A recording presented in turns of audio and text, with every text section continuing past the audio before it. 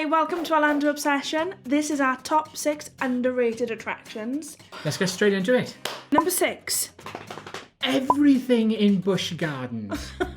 Doesn't matter how busy it is in Orlando, go to Busch Gardens, you won't have to queue. I've never had to queue there. The place is practically deserted. How they stay open, I do not know. It must be for the weekends for the Williamsburg Massive. And they've got an amazing barbecue place there. Oh, yeah. Here's the thing in Busch Gardens. I will always go back to food, I'm sorry. Well, but here's the thing. Busch Gardens has better value for money food than Disney and Universal. More roller coasters than pretty much anywhere else in the world that I can think of right now. The best roller coasters in the world. It only costs like £1 or something to get in. Parking is cheap. And other things, honestly. And they've got a splash zone on Shikra. And you've got tigers. Yes. Oh, you've got aminals. Yeah, honestly. Train. Go to Busch Gardens if you Why like didn't we coasters. go this time? I don't know. Up Alderney coasters. Oh, yeah. And if you're not familiar, it's about an hour and a half away. It's down in Tampa. So it's a bit of a hike. But there is a Westfield shopping mall in Tampa, so... Retailing. Yeah. It's Retail. Make a day big of it. as well. Williamsburg, Westfield is huge. It's brilliant. Go. Number 5. I'm going to go with Mako in SeaWorld. Are you? Yes. Now, I'm not a massive fan of SeaWorld in general. I'm getting... they're putting it right, though. Yes, they are. They are fixing things. I'm not going to talk about Blackfish. I haven't seen it. Mako is a fantastic roller coaster. One of the best roller coasters I've ever been on. Am I right in saying I think that it is the fastest and possibly tallest roller coaster in Orlando? It could well be. It's smooth. It's like you're on melted butter. You get tons of hang time. I mean, you really get airtime on those hills. Serious. What I like about it as It's got a lot of good steps. You feel really safe. Yeah, and that's you're really, locked in. And I know it sounds stupid. You're going to be safe on any of these roller coasters, but it's something that matters to me, that I feel safe. Yeah, I love Mako. And yeah, I would say it's worth the gate price for SeaWorld. Yeah. Mako's an amazing ride. Yes. Number 4. Pow! Universal's merchandise, especially the quirky stuff. Now, I'm not talking the obvious stuff like the Harry Potter ones, and I'm not going to look at my full rack of Harry Potter ones over there. What about your cape? And I haven't got a Harry Potter cape. She does. Shut up.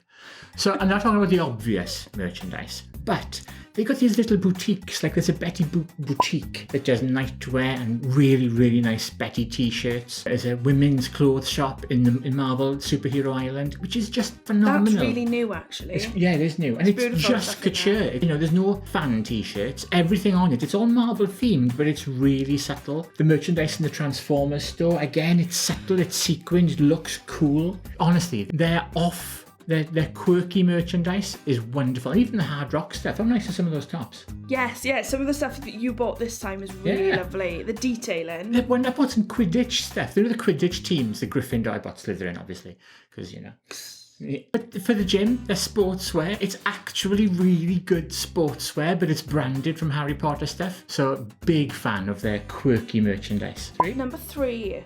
I got 3. I am going to go with the Enchanted Tiki Room. I'm with you. I love this ride so much, and I'd done it a couple of weeks ago, and I'd forgotten how much I loved it. And it's gone back to, so they've given it a massive makeover. It's had an overhaul, so it's like it was better than it was when it was new. It was a brand new sound system in there. But they dropped for a little while. They had Iago and Zazu. They caught fire, so they went back to the original birds. It's such a good show. It was brilliant. You know, I think they needed the overhaul. They did. Just to bring people in. But now that it's changed back, people have started to go back there. I love it. It was the busiest. I've never seen so many people in the Tiki Room. It was full. There were still people outside queuing to come in. Admittedly, we'd gone during the Halloween / moving into Christmas period. But still, I really enjoyed it, and I sat on a different side that I normally sit. It's funny, and it's quirky, it's silly. The animatronics are great. And we actually took somebody with us. It's only their second time to ever go to Disney World, and it was his first time in there as well in Tiki Birds, and he loved it. In the Tiki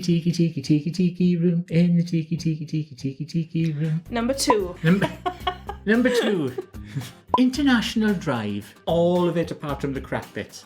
So the bit from basically the convention centre, which is like the bends, up until Sand Lake Road. So that's like the middle section of International Drive. If you're not sure where it starts there, that's the top end where the convention centre is SeaWorld. Yes. So just past SeaWorld, right up until you get to McDonald's, the world's biggest McDonald's on the corner there. That's Sand Lake, which is a really good way if you're going to Florida Mall. But I digress. That part of International Drive, there's loads of hotels there. The Orlando Eye is there. And good value for money restaurants too. Yes. Madame Tussauds is there. There's an Outback there. Carrabba's. It's this little hub of greatness. Red Robin. I like Red Robin. We like Red Robin. It's our favourite off-property dining, I think. So you've got so much stuff going on there. It's good value for money. Loads of good attractions. If people who stay in on Walt Disney World don't do that part of it, and it's a 30-minute drive. It's well worth it. I don't like International Drive as a rule. Never went there as a kid. My parents didn't take me there. However, they've put a lot of work into rejuvenating that area. Yes, they really have. It's beautiful. It's trees, got and crazy golf. Going back to what I Pirates said, Cove. I think in a couple of videos ago, I feel quite safe there. Yes, it's a little hub in the middle of Industrial Drive. It had gone really run down, and and you wouldn't go there. You wouldn't go there in the dark. But now it's almost like an off-property city walk. Here's what's weird though. You go the other side of Sand Lake, and it feels prepared to be robbed. Yeah, it feels rough. I don't know why it makes such a difference, but you go from... It is night and day. It's massive. It goes from trees and premium and really fancy to 500 t-shirts for $1 and other, key rings and just dodgy merch.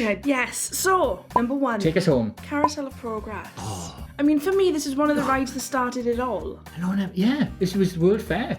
We went on it this time. There must have been about 10 of us. Now, admittedly, we did have to sit through it twice because I don't know what happened in the final scene. Oh, yeah. But it restarted. It reset. Oh, we had to watch it again. I thought it was brilliant. Right. Carousel of Progress. I've been on almost every trip I've done a little visit to the carousel, and nobody goes on. It's bewildering because the ride can handle like 1 million people an hour or something. It's got so many people go through that ride. Because you do a bit, 5 minutes, and then it's another cinema full. It's like a revolving cinema. Just so the sets stay as they are, and the seats just move around it. Yeah. But I love it. It's an old school ride. It was one of the rides at the World's Fair that Walt used to get funding for the parks. So it's an OG ride. Now, I don't recommend it, and if you do this, I didn't tell you to do it. But Snapchat filters on that ride is hilarious. They make a big deal about no photography. Oh, well, they say no flash photography. I think I'm pretty sure there's no photography. Oh, then don't take the picture. Just... The last time I was there, I had my video blogging camera, the camera you're looking at right now, actually, on a handle, and she was like, no film in mind. Alright, I didn't plan on filming it. I'm just holding it. She goes, yeah, well. Scary cast member. Yeah, alright. So yes, that is our socks. That's our socks. That's our top socks. I want to say top 6 underrated attractions, but obviously we didn't just have attractions. We had clothing and iDrive. Yeah, top 6 things. Underrated things that we think miss. are underrated at the moment. Yes, I concur. Stuff people often don't do, and they should. So what do you think? Do you agree? Do you disagree? Leave your comments below. Now, if you like what we do, if you want to be kept informed of all our videos, and hit that subscribe button and smash that alarm bell. Kapow! And then you'll have videos that keep popping up in your feed. Thank you so much for watching. As always, share, comment. If you liked the video, hit the like button. If you didn't like it, well, boo to you. Wow. Popping up over there by Kimberley's faces is the last video we put out, and below that is the one YouTube thinks you should watch next. We'll see you in the very next show. Bye! Bye.